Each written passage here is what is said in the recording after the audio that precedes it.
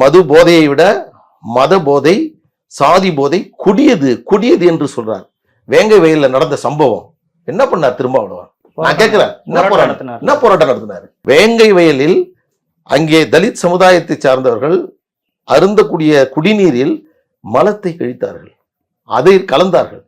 அதற்கு இந்த அரசின் மீது எதிர்த்து போராட்டுவதற்கு தைரியம் இல்லாதவர், அதற்கு தெம்பில்லாதவர் இன்னைக்கு சாதியவாதம் என்று எங்களை சொல்லுகிறார்.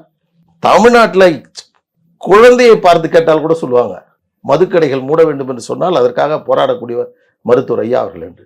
அவர் நடத்திட்டு அது வேண்டாம் நான் சொல்ல, அவர் போராட்டம் நடத்திட்டோம், அவர் இது பண்ணட்டும், அது வேண்டாம் நான் சொல்ல. ஆனால் அவர் ஏதோ வானத்திலிருந்து குதித்து வந்த உத்தமரை போன்றும், பாட்டாளி மக்கள் கட்சி ஏதோ சாதியவாதத்திற்காகவே உள்ளது போன்றும் நினைத்து கொண்டு பேசிக் கொண்டிருக்கிறார். இதெல்லாம் நிறுத்தணும். முதல்ல எங்களை பற்றி விமர்சனம் செய்வதற்கு துளி அருகதை கூட திருமாவளவன் அவர்களுக்கு கிடையாது.